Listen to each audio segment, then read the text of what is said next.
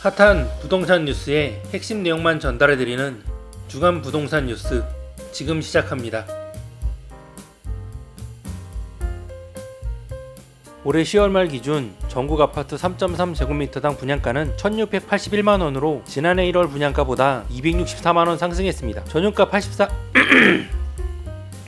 전용면적 84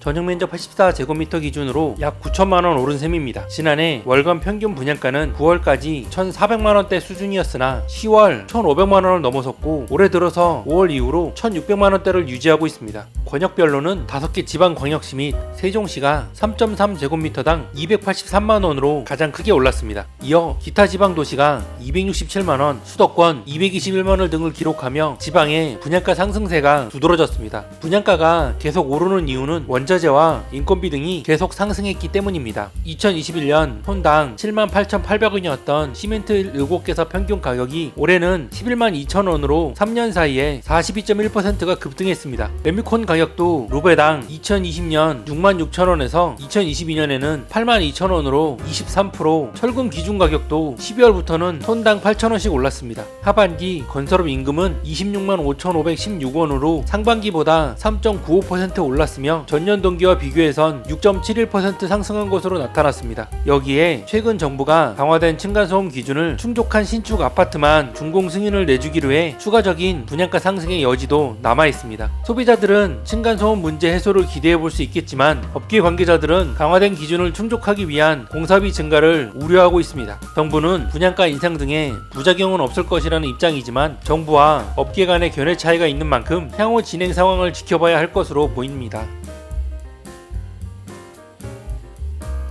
SH 등이 시행하는 공공분양 신축 아파트도 미계약 물량이 나오고 있는 가운데 공공분양에 대한 민간 단독 시행 방안에 대한 회의감이 가중되고 있습니다. LH와 SH 등이 감정평가액 수준의 택지를 매각 후 민간 건설사가 단독 시행 시공한다고 해도 분양가 상승 부담에 따른 청약 부진으로 수익성이 낮아지고 있기 때문입니다. 최근 LH 혁신안 중 하나로 민간 건설사의 택지 단독 시행 시공 방안이 나왔지만 이 같은 공공분양 수익성 부진 등으로 선뜻 나서는 건설사는 거의 없을 것이라는 의견입니다. SH 시행 및 DL건설 시공으로 지난 10월 초 공공분양한 이 편한 세상 답심리 아르테포레가 지난 16일 예비 당첨까지 거쳤지만 54제곱미터와 84제곱미터 일부에서 미계약 물량이 나왔습니다. 내년 1월 초 무순위 청약으로 미계약 물량을 털어낼 계획입니다. 예비 당첨만 5배수로 진행했는데 미계약이 나온 것입니다. 이 편한 세상 답심리 아르테포레의 분양가는 전용면적 59제곱미터 기준 9억 2천만원대였고 84제곱미터 기준 11억 5천만원에서 6천만원 안팎이었습니다.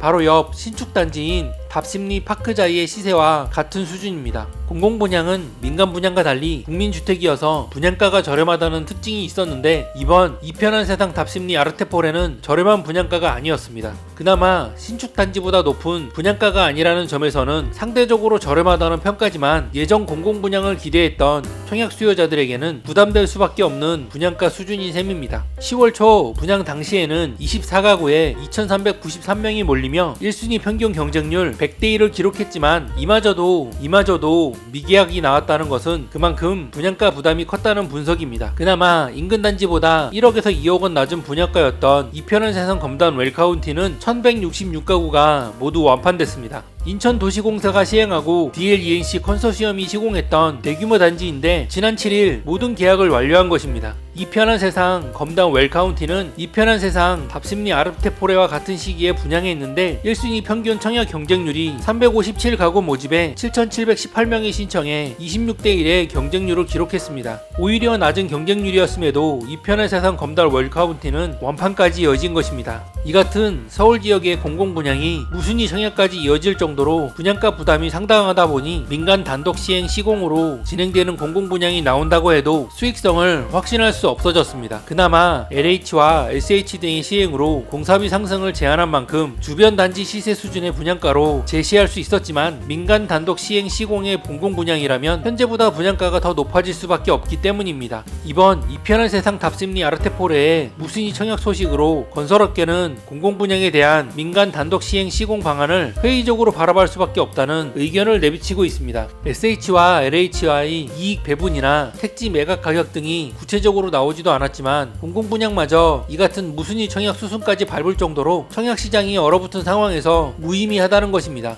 건설업계 관계자는 정부가 과감히 SH와 LH가 독점했던 공공분양 시장을 열어준다고 해도 분양 결과가 민간 분양과 다를 바 없다면 굳이 들어갈 이유가 있을지 모르겠다고 설명했습니다.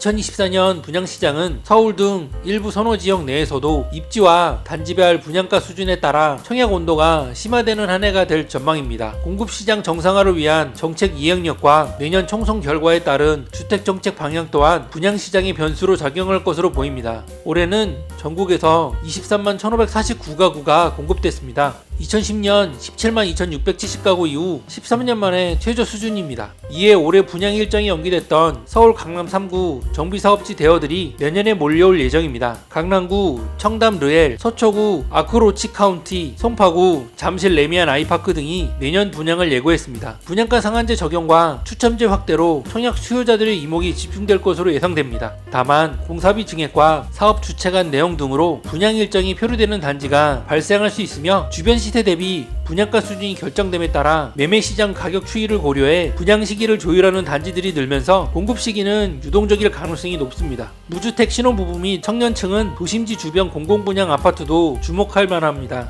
내년에는 뉴홈 사전청약분 1만호가 공급 예정입니다. 신생아 특별공급 신설을 비롯해 부부 개별 특별공급 신청 허용 등 공공분양 특별공급 기준이 완화됨에 따라 내 집 마련 기회가 확대될 전망입니다. 백새로운 부동산 124 책임연구원은 비수도권은 사업성 확보가 불투명해 공급 물량에 대한 변동성이 큰 상황이라며 청약 대기자들은 산업단지 등 양질의 일자리가 풍부한 지역과 개발 및 교통 호재 여부 등을 고려해 비교적 수요가 뒷받침할 수 있는 단지 위주로 선별 청약하는 족집게 청약 전략이 필요해 보인다고 말했습니다.